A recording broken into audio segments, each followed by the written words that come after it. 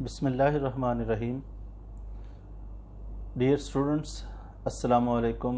मैं हूं professor Basharat Ali Hashmi, stars college of arts Shahdara के प्लेटफॉर्म से BA 4th year associate degree in arts part 2 भी जिसे कहा जाता है, उनके लिए आज का हमारा टॉपिक है। इससे पहले कि हम टॉपिक पे कुछ भी बात करें, आपसे गुजारिश है कि हमारा चैनल सब्सक्राइब कीजिए और बेल आइकॉन को प्रेस कीजिए ताकि आपको मज़ीद वीडियोज़ हमारी जो हैं वो बर वक्त मिलती रहें और आप उससे मुस्तफ़ीद होते रहें। आज का हमारा topic chapter number 2 modern assess की जो टेक्स्ट बुक है उसमें से लिया गया है, द एक्लिप्स, जिसका मतलब ग्रहण है। और ये क्योंकि सोलर एक्लिप्स है, एक ल्यूनर एक्लिप्स होता है जिसको चांद ग्रहण कहते हैं, एक सोलर एक्लिप्स है जिसको सूरज ग्रहण कहते हैं। ये आर्टिकल क्योंकि सूरज ग्रहण के मुतालिक है, इसलिए हम इसको एक्लिप्स का तर्जुमा तो ग्रहण ही होगा, लेकिन सूरज ग्रहण के नाम से हम इसको देखेंगे। वर्जीनिया वुल्फ का लिखा हुआ ये आर्टिकल है। मॉडर्न इंग्लिश नॉवलिस्ट हैं ये, और 1882-1941 जो 20th सेंचुरी के मॉडर्न राइटर्स हैं उनमें वर्जीनिया वुल्फ का शुमार होता है। आइए हम बात करते हैं आज के हमारे टॉपिक द एक्लिप्स के ऊपर। Virginia Woolf the English novelist, critic and essayist. Virginia Woolf ने नावल निगारी, तनकीद और इसके अलावा मजमून निगारी पे काफ़ी काम किया है। नावल इसके काफ़ी मशहूर हैं। Has written the essay the eclipse, उन्होंने ये मजमून एक्लिप्स जो है वो लिखा है। Based on an historical and adventurous event, ये मजमून जो कि एक तारीख़ी और एक मुहिम जोई के वाक़े पर मबनी है। The essay shows her interest in making commentary about the natural objects, जो मज़ाहर फ़ितरत हैं उनके ऊपर राइटर एक कमेंट्री करती हुई नज़र आती है। कमेंट्री कैसी होती है? जैसे हम कोई लाइव मैच देखते हैं और साथ साथ जो वकूफ़ पज़ीर हो रहा होता है उसको कमेंट किया जा रहा होता है कमेंटेटर की तरफ से। तो बिल्कुल ये आर्टिकल भी ऐसे ही है। This essays full of beautiful images and similes, इस मजमून के अंदर बहुत सारे इमेजेस और सिमिलीज जो हैं वो पेश की गई हैं। तशबीहात हैं, बहुत सारे तसव्वुरात हैं, बहुत सारे इमेज जो है ना वो पेश किए गए हैं। It also throws light on the importance of the sun and its light for the earth. इसके अलावा इस मजमून में जो रोशनी की अहमियत है और इसी तरह से सूरज जो हमारी ज़मीन के लिए अहम है, हमारी ज़िंदगी के लिए अहम है, उसके मुतल्लिक बात की गई है। एज़ इट इज़ सेड, जैसा कि ये कहा जाता है, none but the sun is the only source of life on earth, कि ज़मीन पर रोशनी का सरचश्मा, रोशनी का मंबा सिर्फ़ एक ही है और वो सूरज है, उसके सिवा कोई और नहीं है। The essayist tells us about the hustle and bustle of the people on the day of eclipse. Eclipse वाले दिन लोगों का जोश व खरोश कैसा था इंग्लैंड के लोगों का, इस आर्टिकल के अंदर उसकी डिस्कशन की गई है।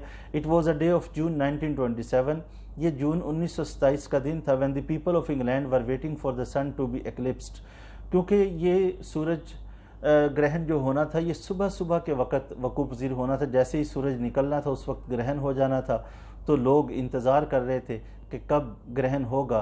It made people curious and field them with mystery, तो लोग बड़े मुतजस्सिस थे, बहुत तजस्सुस के साथ जो है ना वो इंतज़ार कर रहे थे कि कब सुबह होगी, कब सूरज जो है ना वो निकलेगा और कब हम ग्रहण देखेंगे। और यही वजह थी कि लोग रात को सफ़र करके एक मकाम पर जमा हो रहे थे और इस ग्रहण को देखने के लिए वो सब बड़े एक्साइटेड थे। राइटर इसके बारे में लिखती है, ऑल नोजेस वर पॉइंटिंग नॉर्थ, यानी हर एक का रुख जो है वो शुमाल की जानब था। देयर वॉज नो स्लीप, उस रात यूँ लगता था जैसे इंग्लैंड में कोई शख्स सोया हुआ नहीं है। No fixity in England that night, और कोई भी शख्स अपने कामकाज में मसरूफ़ नहीं था। यूँ लगता जैसे हर कोई अपने कामकाज को छोड़कर सिर्फ़ और सिर्फ एक ही मकसद के लिए, सूरज ग्रहण के लिए जमा हो रहा है। The people had left their houses, लोग अपने घरों से निकल चुके थे। दे seem to be going on a picnic for some enjoyment, कुछ को देखकर तो यूँ लगता था जैसे पिकनिक पर एंजॉयमेंट के लिए जा रहे हैं। दे वर attached to the whole world, वो आज पूरी दुनिया से जुड़ चुके थे, क्योंकि एक ही आसमान के ऊपर एक सूरज तुलू होना था और उस सूरज को इन्होंने आज टिकटिकी बांध कर देखना था। आज देखना था कि ग्रहण कैसे होता है। It seemed as if they were on some religious journey, उनको देखकर यूँ लगता था जैसे ये लोग मजहबी किसी सफ़र पर निकले हैं, किसी यात्रा पर निकले हैं। एज द राइटर सेज, जैसा कि राइटर लिखती भी है, we had come not to laws in the bed room of N इन, کہ ہم کسی ہوٹل یا سرائے کے بیڈ روم میں رہائش اختیار کرنے نہیں آئے تھے. We were come for a few hours, بلکہ ہم تو چند لمحوں کے لیے آئے تھے. Of disembodied intercourse with the sky, آسمان کے ساتھ اپنی ڈس ایمبوڈیڈ انٹرکورس روحانی ملاقات کے لیے. تو یہ ایک مذہبی عقیدہ بھی اس ان کے وزٹ کے اندر لگتا تھا، ان کے اس جرنی کے اندر لگتا تھا. یوں لگ رہا تھا جیسے کسی مذہبی فریضے کو ادا کرنے کے لیے لوگ جمع ہوئے ہیں.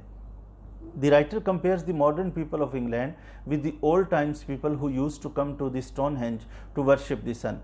انگلینڈ کے علاقے میں سٹون ہینج ایک پہاڑی ہے جہاں پر لوگ ورشپ کرتے تھے سورج کی. ان کا خیال یہ تھا کہ جب بھی کوئی بڑی مصیبت آتی تھی تو وہ سٹون ہینج پہاڑی پر جا کر چڑھتے سورج کی پوجا کیا کرتے تھے.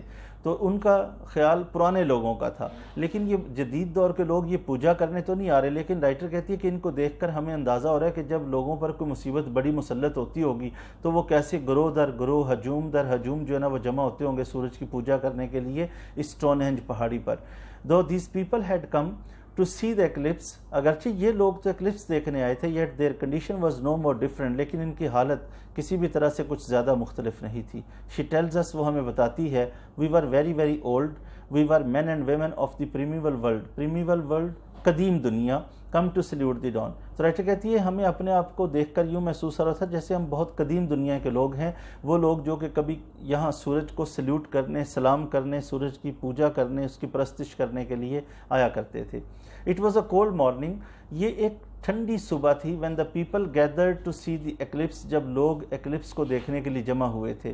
the sky became very important for everybody، ہر شخص کے لیے آسمان جو ہے وہ بہت زیادہ اہمیت اختیار کر چکا تھا. they suffered a change in their mental vision، یہاں تک کہ لوگوں کو اپنی ذہنی صلاحیتوں میں ایک تبدیلی محسوس ہوئی، ان کا ذہن جو ہے نا بدل گیا.